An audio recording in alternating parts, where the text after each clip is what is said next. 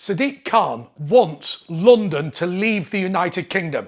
He is a separatist who supports the nationalist movements in Scotland, Wales, Northern Ireland, and indeed in London. He wants to break up the United Kingdom because he hates Britain and he believes that what will emerge afterwards will be something that can assist with a rebalancing of the world in which third world principles, crazed religious practices, mutty magic can all be brought to a fore. Now, none of this is new.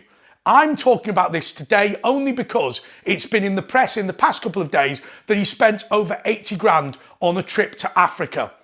I want to explain what Sadiq Khan is doing in terms of attempting to get London independence from the United Kingdom. It's not going to happen in the way you think it's going to happen. Hello everyone, this is Andre Walker. Thanks so much for watching this video. Please do subscribe, but more importantly, hit the bell notification icon. It's the best way to absolutely guarantee you get all of my videos as soon as they are released. Okay, so I will say that when I left university, I worked as an economics advisor at City Hall to the London Assembly. And I worked on the Olympics, I worked advising the Conservative group on the Olympics. I wasn't part of the Olympic bid. I would hate people to think that. I don't want to be a Walter Mitty. In those days, economics at the Greater London Authority was all to do with regeneration. So as you can imagine, I'm not really an economics advisor. The reason I advised the London Assembly Conservatives on GLA economics and the Olympics was it was all to do with the redevelopment of the Lower Lee Valley. And so what the Greater London Authority, what the Mayor of London under Ken Livingstone would always do, would be looking at how you can use planning powers, how you can use strategic coordination, how you can bring boroughs together to attempt to make London more attractive to invest in. Ken Livingstone was a little bit controversial because he opened up an office in Brussels. But the reason he did that in defence of Ken Livingstone, I ain't Hitler, it wasn't because he loved Hitler. It was because at the time, the European Union was moving much more towards regionalisation. Basically, what they were going to do was make countries irrelevant and just be a whole collection of thousands of regions. That was in order to make the central government in Brussels more powerful and individual countries weaker. And I think Ken reasoned that under that scenario, London would be a unit. It clearly is, because the Greater London Authority, and therefore to have an embassy in Brussels would be helpful. Now, let's fast forward to when we left the European Union. Sadiq Khan continually argued that London should be independent, and it should be independent for the following reason, that it should now go back into the European Union and also it should set its own immigration policy. That is to say that he wanted uncontrolled immigration, he wanted to empty the Islamic world into London, and he wanted London to be a finance capital in Europe to an extent, but of course he supported the Tobin tax or the financial transaction tax, or what I call the London tax, which was in order to bail out the euro, every financial transaction in the City of London would pay a tax to Brussels and that would be used to bail out the euro. So what is Sadiq Khan attempting to do?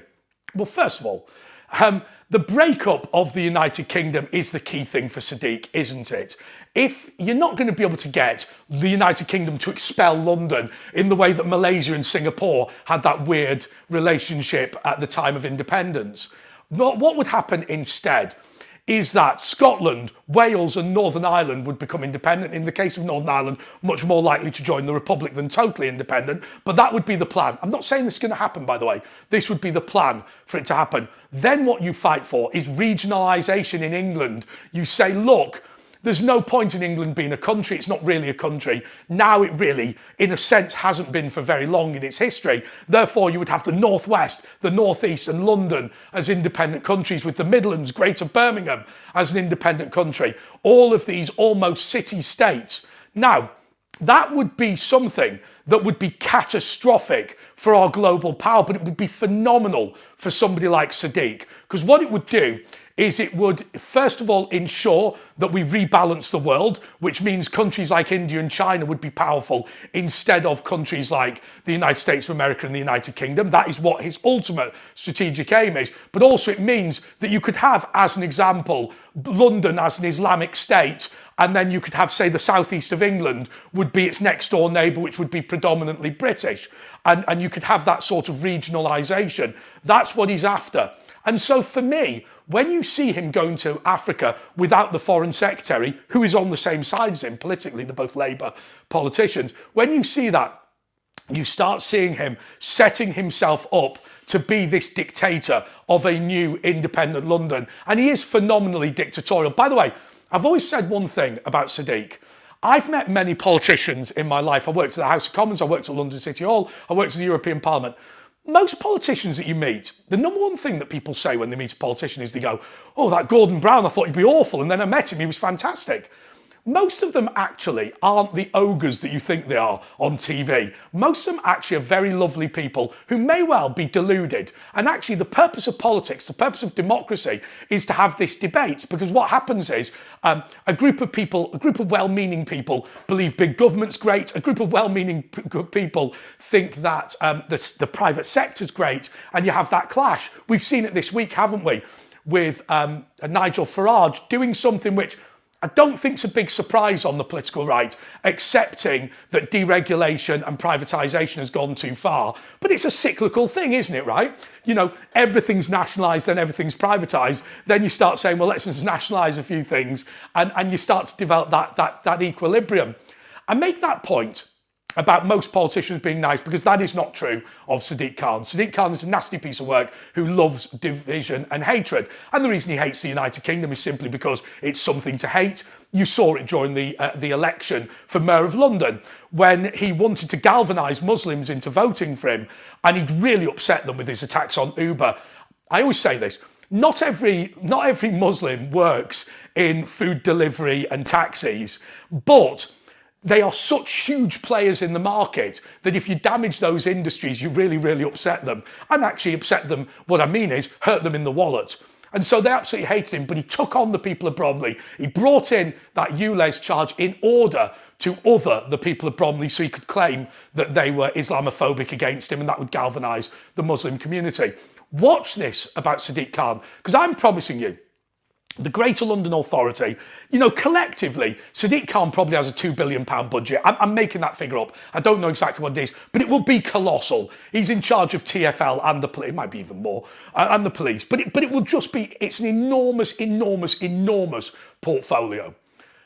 You've got to bear in mind, spending 80 odd grand is not a major thing. I don't care about 80 grand. And as far as TfL goes, it's flatulence in the wind. What's interesting is the fact that he's starting to spend more and more money on the separatist agenda. He is a London nationalist. And the reason for this is very simple. Yes, it's partly about division and hatred, but don't persuade yourself that he hates London. Don't tell yourself he's not a patriot. But what he is, he's a settler. Remember, he believes that London started in the 1950s and what came before was worthless and not important to venerate. That's why they pull the statues down, not because they hate London, it's because they see London as a virgin territory to have something built on it that's new.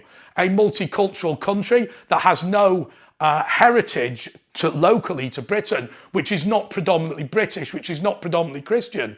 That's what he believes incredibly strongly in. And so watch it. This channel's going to do a lot more about this, but you will see slowly but surely. So don't worry about the 80 grand. Worry about the fact that any money at all was being spent on separatism. I have no problem with the Mayor of London flying business class and staying in a decent hotel when he's abroad. I think you look silly if you travel on a trade mission and you end up, you know, in the travel lodge inviting people for the eat as much as you like breakfast, kids eat free, which is perfect if it's you and me going to Legoland, but is no good if you're going on a proper business trip. So I have no problem with that expense. I had no problem with John Bercow when he went abroad getting himself a driver, because I think you need to do it. It's the fact that he's a separatist, and the fact that he's in with the SNP, he's in with Plaid Cymru, he's in with Sinn Féin. All of them are in it together. Until next time, goodbye.